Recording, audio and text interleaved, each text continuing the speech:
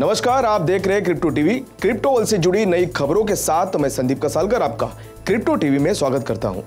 सबसे पहले crypto wire ने भारत के पहले क्रिप्टो करेंसी इंडेक्स IC15 को लॉन्च किया है। क्रिप्टो वायर एक ग्लोबल सुपर ऐप है जिसमें क्रिप्टो टीवी भी शामिल है। IC15 इंडेक्स का उद्देश्य इन्वेस्टर्स को दुनिया भर के प्रमुख एक्सचेंजेस पर listed top 15 widely traded liquid crypto currency के परफॉर्मेंस को ट्रैक करने में मदद करना है।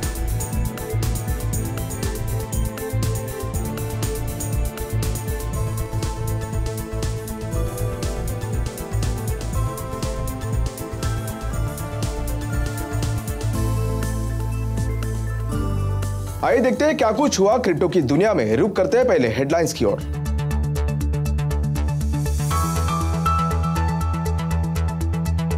ट्रकर फ्रीडम कॉन्वो से जुड़े 34 क्रिप्टो वॉलेट को बिटकॉइन फिसला $43,000 से नीचे। इजरायली रेगुलेटर ने बाइनेंस से लाइसेंस को लेकर किया सवाल, रोकी सर्विसेज। ट्विटर ने अपने टिपिंग फीचर में जोड़ा इथेरियम वॉलेट। नवंबर से बिटकॉइन माइनर्स का मुनाफा हुआ आधा, बेचने पड़े स्टॉक और बिटकॉइंस। एल सल्वाडोर के बिटकॉइन एडॉप्शन से अमेरिकन हितों की रक्षा के लिए अमेरिका ने पेश किया बिल। क्रिप्टो मार्केट से बेहतर प्रदर्शन कर रहे हैं gold back tokens. Oil and gas giant ConocoPhillips हुआ बिटकॉइन माइनिंग बिजनेस में शामिल। ऑन्टेरियो प्रोविंशियल पुलिस और रॉयल कैनेडियन माउंटेड पुलिस ने सभी रेगुलेटेड फाइनेंशियल फर्म्स को देश में ट्रकर के नेतृत्व वाले प्रोटेस्ट की फंडिंग से जुड़े 34 क्रिप्टो वॉलेट से किसी भी ट्रांजैक्शंस को रोकने का आदेश दिया है। Reports analyst centre of Canada यानी फिनट्रैक के साथ काम करने वाली फेडरल पुलिस एजेंसीज कनाडा के वैक्सीन मैंडेट के खिलाफ हफ्ते भर के विरोध का समर्थन करने वाले क्रिप्टो करेंसी डोनेशंस की जांच कर रही है। आदेश के अनुसार लिस्ट में 29 बिटकॉइंस एड्रेसेस, एक इथेरियम, एक कार्डानो और एक इथेरियम क्लासिक, एक लाइट कॉइन और एक मोनेरो एड्रेस भी शामिल है। 1988 में लॉ पारित होने के बाद पहली बार कनाडा के प्राइम मिनिस्टर द्वारा लागू किए गए इमरजेंसी एक्ट के तहत ट्रकर्स के विरोध को अब अवैध माना जा रहा है। ट्रक ड्राइवर्स ने कनाडा सरकार द्वारा लगाए गए इंटरनेशनल ट्रैवल रिस्ट्रिक्शंस के खिलाफ जनवरी के अंत में अपना विरोध शुरू कर दिया था, जिसके लिए देश के सभी इंट्रांस को कोविड-19 के खिलाफ टीकाकरण की आवश्यकता होती है। ऐसे में ट्रक ड्राइवर्स ने कनाडा के कई प्रोविंसेस में इंटरनेशनल ब्रिजेस और बॉर्डर क्रॉसिंग्स को ब्लॉक कर दिया है।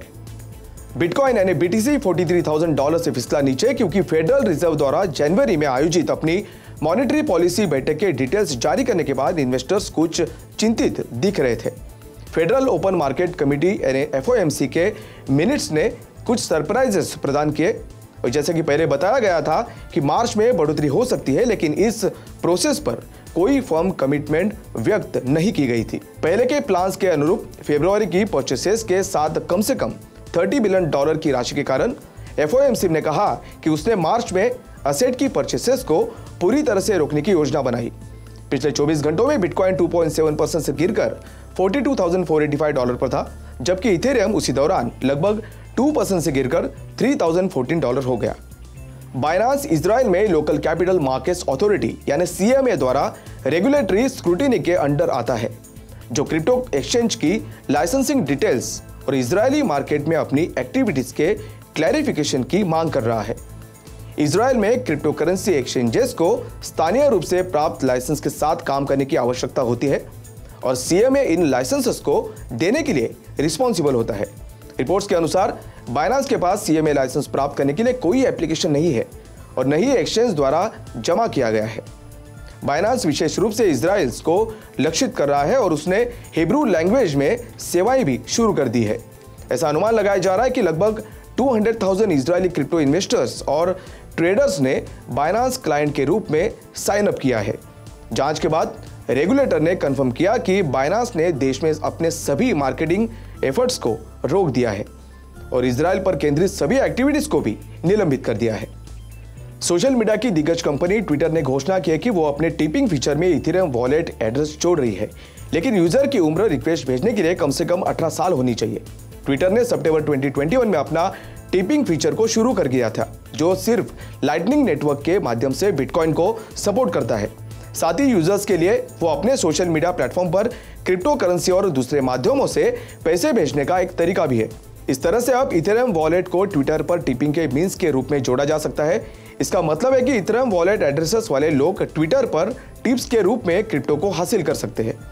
यह अभी साफ नहीं है कि इथेरियम ब्लॉकचेन के नेटिव टोकन ईथर यानी ETH के बजाय ERC20 टोकन्स और स्टेबल कॉइन्स के साथ टिपिंग का समर्थन किया जाएगा या नहीं। Tips third party payment services के माध्यम से ट्विटर से भेजी जाती है। ऐसे में ट्विटर ने कहा कि वो इन पेमेंट्स का कोई भी हिस्सा रिसीव नहीं करेगा, बल्कि थर्ड पार्टी पेमेंट सर्विसेज से फीस चार्ज किया जा सकता है। आपको बता दें कि ट्विटर टिप्स फीचर नाइजीरिया, घाना और इंडिया में अवेलेबल है। नवंबर के बाद से माइनिंग की प्रॉफिटेबिलिटी में गिरावट के बाद बिटकॉइन माइनर्स अपने स्टॉक पाइल्स और अपने कंपनियों में शेयर से कॉइन्स बेच रहे हैं। ऐसे में डेटा से पता चलता है कि महीनों तक नेट होल्डर्स रहने के बाद बिटकॉइन माइनर्स नेट सेलर्स बन गए हैं।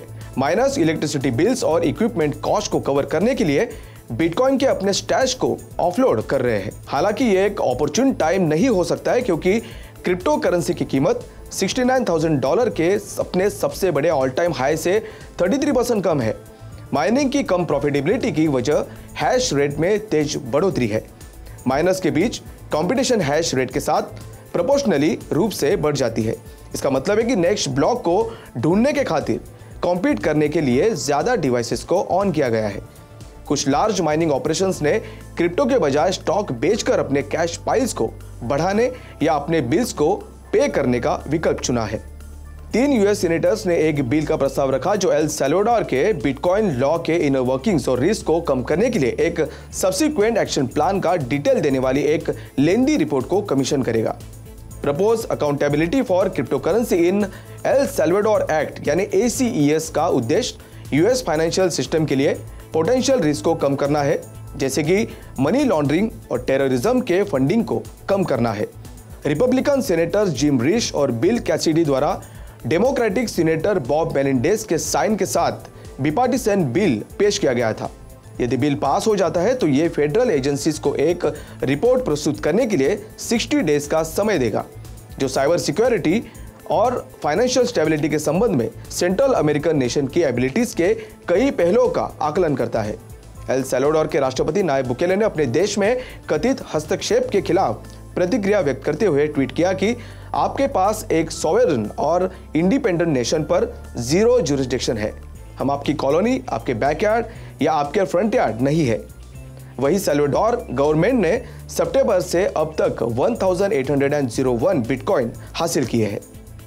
टोकन्स के विजडम के साथ साथ गोल्ड में इन्वेस्ट करने की समझदारी के बारे में कुछ एनालिस्ट की चिंताओं के बावजूद gold back tokens crypto market के ओवरऑल ग्रोथ से बेहतर प्रदर्शन कर रहे हैं। Gold back largest stable coin tether gold यानी XAUT का मार्केट कैपिटलाइजेशन जनवरी 2021 की शुरुआत से 4 गुना बढ़कर $421.3 मिलियन हो गया है। वही दूसरी सबसे बड़ी gold back stable coin PACS gold यानी PAXG 5 गुना बढ़कर $378.3 मिलियन हो गई है। एनालिस्ट फर्म आर्केन रिसर्च के अनुसार 2 टोकन का संयुक्त मार्केट कैप सभी क्रिप्टो करेंसी के लिए 360% वर्सेस 150% बढ़ गया है। यूक्रेन को लेकर US और रशिया के बीच जियोपॉलिटिकल उथल-पुथल के कारण इन्वेस्टर्स गोल्ड को सेफर बेट के रूप में देख रहे हैं और इस तरह से जनवरी के अंत में दुनिया के लार्जेस्ट गोल्ड फंड में $1.6 बिलियन का इन्वेस्टमेंट किया गया है। पिछले एक महीने में गोल्ड की कीमत 2.8% बढ़ी है, जो $1,849.71 पर आउंस पर ट्रेड कर रही है। जबकि शेयर्स में गिरावट आई है। इस समय के दौरान बिटकॉइन में 0.6% की बढ़ोतरी देखी गई है। आज के लिए बस इतना ही। कल फिर मिलते हैं क्रिप्टो वर्ल्ड से जुड़ी नई खबरों के साथ। तब तक के लिए मैं संदीप कसालकर आपसे विदा लेता हूं। नमस्कार।